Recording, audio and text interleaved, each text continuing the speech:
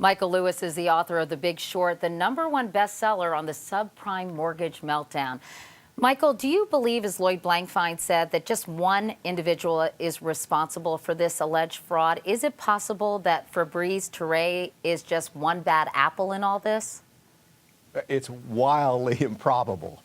I mean, for a start, Goldman Sachs famously doesn't do anything alone. It's such a collaborative enterprise that, and when this transaction took place, when they were essentially designing subprime bonds to explode, to go bad, was at a moment when Goldman itself was obsessed with what it was doing in the market. They were busily trying to bet against the market, and were very aware of what their traders were doing. And finally, you know, what the SEC has alleged Goldman did is something that an awful lot of people were doing. This isn't a one-off situation.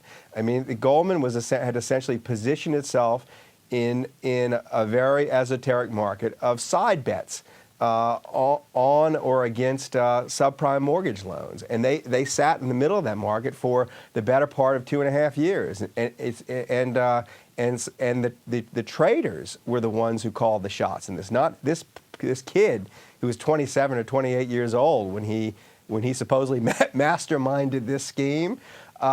He would have been trivial in the grand scheme of things. And if you actually look at the marketing documents for this fraudulent deal, his name isn't even at the top. The head trader at Goldman, a guy named Jonathan Nagal's name is at the top.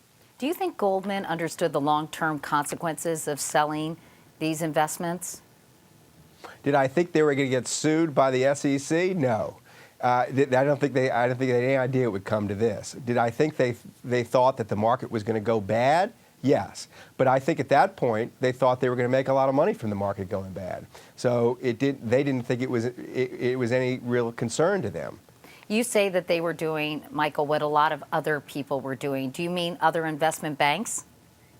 Yes, I don't think John Paulson, the hedge fund manager who used Goldman to structure these bonds so he could bet against them, was using just Goldman Sachs. I think that other big Wall Street firms were doing the same business, and they were allowing. I mean, more generally, what this is about is that look, the financial Wall Street sort of organized itself around this big bet. And it was, you know, most people were betting on subprime mortgage bonds, and a handful of people were betting against them. And the perverse thing is that the people who were betting against them designed the bets, and they picked the loans they were going to bet against, and the people who were betting on them didn't stop them. And it was and it was a fairly common practice. And this deal was not an unusual deal. I think other Wall Street firms are going to be implicated, and I think other deals at Goldman Sachs are going to come to light. So you do think it's likely the SEC will widen its investigation to include other people at Goldman and other Wall Street firms?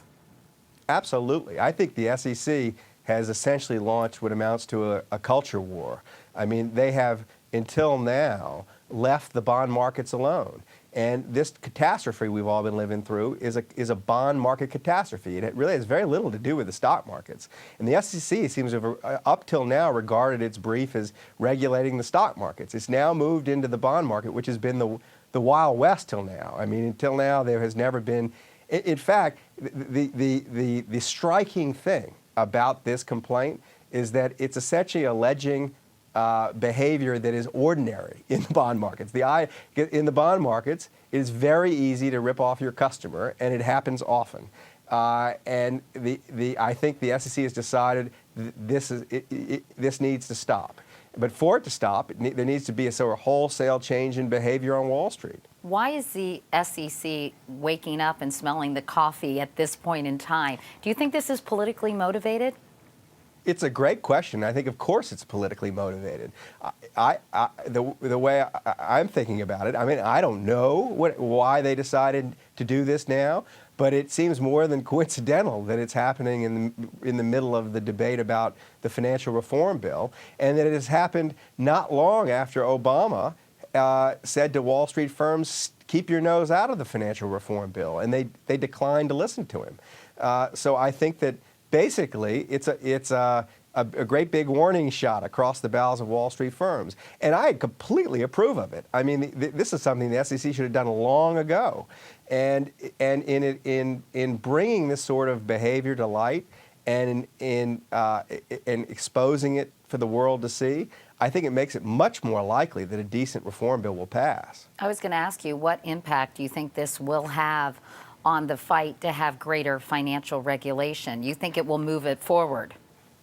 I do, but the critical thing is not sort of like, I think a lot of people think more financial regulation is, or intelligent financial regulation is like beefing up the police force. And while that's important, what really needs to change is some basic rules of the road on Wall Street need to change. I mean, what this shows, what this SEC suit shows, is that people on Wall Street essentially had an incentive to design, design bonds that would go bad. I mean, they had an incentive to disguise risk. They had an incentive to misallocate capital. They had an incentive to underwrite loans that would never be repaid. The incentive systems on Wall Street need to change, and that's going to require a pretty dramatic reform bill. I mean, so for example, one of the things that this episode suggests to me is that it's crazy for Wall Street firms to be able to make bets for their own books on the stocks and bonds they're advising customers to buy and sell. I mean, essentially what Goldman Sachs was doing was designing securities that would go bad so they could bet against them. And this is just, it's a kind of pollution in the financial system. And I think those two functions need to be separated. You need to have firms that make the bets, and you need firms that deal with the customers, but not both under one roof. So are you saying reinstate Glass-Steagall? In some form, yes. And I think if you did that, you would, in a stroke, solve the too big to fail problem, because these firms would hive in too. You'd have firms that were essentially like Charles Schwab. They didn't have any positions themselves. They were just advising customers, and without an axe to grind. And then you would have firms that were essentially big hedge funds. You'd have Goldman Sachs Proprietary Trading Group, the group that designed this security that the SEC is now suing them over. Do you think Wall Street leaders have any understanding about how angry the average person is? I think they're learning pretty quickly. I've been shocked by how tone deaf they've been. I mean, I thought they could have saved themselves an awful lot of trouble by not paying themselves last year, and I couldn't believe that they didn't do that. It's a machine. Essentially, I think what we're looking at when we look at the financial system is a machine that has run out of control, that the individual people in the machine don't have the control over the machine. So, for example, Goldman Sachs might say, well, it would be awfully wise of us not to pay our people this year because the American public's going to be mad if we're handing out big bonuses right after they've bailed us out. But they then look at their people, and their people are saying, well, if you don't pay us, we're going to walk across the street and go work for J.P. Morgan. In some strange way, Wall Street can't control itself, and so it requires some outside force to step in and control it. Didn't they at least keep some top executives from getting these mega bonuses, though? Yeah, but the top executives actually aren't the biggest problem. The biggest problem are the rank and file traders who are taking the risk. There was a cosmetic attempt to control pay at the very top of the Wall Street firms, but it's right through the firms you need to control pay if you're going to encourage sensible approaches to risk. All right, and we haven't heard the last of this story. How do you think it'll all shake out? I think that we are in for 6 months of revelations that are going to astonish people about what happened during the subprime boom and bust. I mean, I think that what the public generally senses but don't have the details about is that our financial system has evolved to the point where its interests are actually diametrically opposed to the interests of the economy at large, and they're going to see a lot more of these sort of revelations come out. It's a story that's just not going to go away. Michael Lewis, author of The Big Short. Michael, thanks so much for your time. Thanks for having me.